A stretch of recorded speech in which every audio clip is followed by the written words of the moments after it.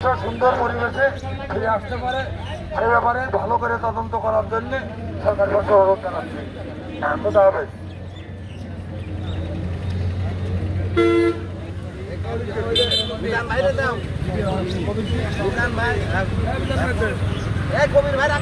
এ পর্যায়ে বক্তব্য রেখেছেন ঝিনাইদহ সদর উপজেলার 7 নম্বর মহারাজপুর ইউনিয়নের আওয়ামী লীগের সেক্রেটারি জনাব মোহাম্মদ আব্দুর রশিদ সাহেব। তার গুরুত্বপূর্ণ কথা বলেছেন। এ পর্যায়ে নেতৃবৃন্দরা কথা বলবে, দেখতে থাকুন। বিষয়খালী নিউজ 24 ফলো করুন এবং সবসময় সংবাদ পেতে সাথেই থাকুন। সাধারণ সম্পাদক আওয়ামী লীগের নেতা মিন্টু ভাই, ইনার এই মিন্টু ভাই নামে মিথ্যা মামলা দেওয়া হয়েছে এবং আরো বিভিন্নভাবে আওয়ামী লীগের নেতাকে জড়ানোর চেষ্টা করা হচ্ছে। আমরা এর প্রতিবাদ জানাচ্ছি।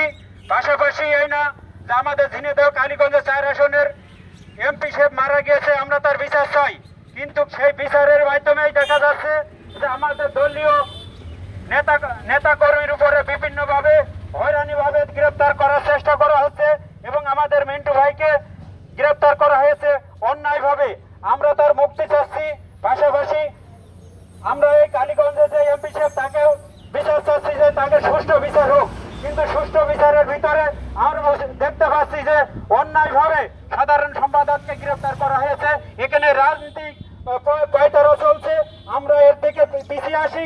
পাশাপাশি আমরা মিন্টু ভাইকে জামিন চাচ্ছি এবং মুক্তি চাচ্ছি।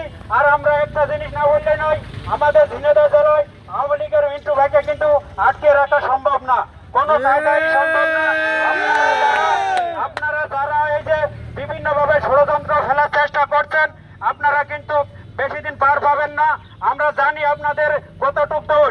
কালীগঞ্জের কতিপয় 2-1 খুঁজে নেতা তারা বিভিন্নভাবে আমাদের মিন্টু ভাইকে মন্তব্য করছেন। আপনারা ভালো হয়ে যান, ভালো না হলে কিন্তু আমরাও কিন্তু আপনাদের উচিত শিক্ষা দেওয়ার ব্যবস্থা করব। তাই আমরা কারণ নাম ধরে বলতে চাই না, আপনারা এরপরে মানববন্ধন করেন, মিটিং করেন, আমাদের সাইকেল করে মিন্টু ভাইকে নিয়ে কোনো সূচক নিয়ে বক্তব্য করবেন না। খোদা হাফেজ। জয় বাংলা, জয় বঙ্গবন্ধু। মাননীয় সংসদ সদস্য জনাব আনোয়ার আজিম আনার হত্যা মামলায় মিথ্যাভাবে আমাদের ঝিনাইদহ জেলা আওয়ামী লীগের সংগ্রামী সাধারণ সম্পাদক জনতা সাইদুল করিম মিন্টু ভাইকে বিনা কারণে তাকে রাজনৈতিকভাবে প্রতিহিংসার কারণে তাকে আজ জড়িয়ে যে গ্রেপ্তার করা হয়েছে, এর তীব্র প্রতিবাদ এবং নিন্দা জানায়। সংগ্রামী সাথী বন্ধুরা আমার, এই কালীগঞ্জের কিছু কতিপয় নেতা আমাদের এই জননেতা জনাব সাইদুল করিম মিন্টু ভাইকে নিয়ে যে হত্যার হুমকি দিয়েছে, আমরা তীব্র প্রতিবাদ এবং নিন্দা জানাই। আর একটিবার যদি আমাদের নেতাকে নিয়ে কোন রকম বিরূপ মন্তব্য করা হয়, এর দাঁত ফাঁকা জবাব ঝিনাইদহ জেলা স্বেচ্ছাসেবক লীগ দেবে। জননেতা সাইদুল করিম মিন্টু ভাইকে নিঃশর্ত মুক্তিদানের আশা ব্যক্ত করে আমি আমার বক্তব্য শেষ করছি। জয় বাংলা, জয় বঙ্গবন্ধু, জয় আপনাদের সকলের।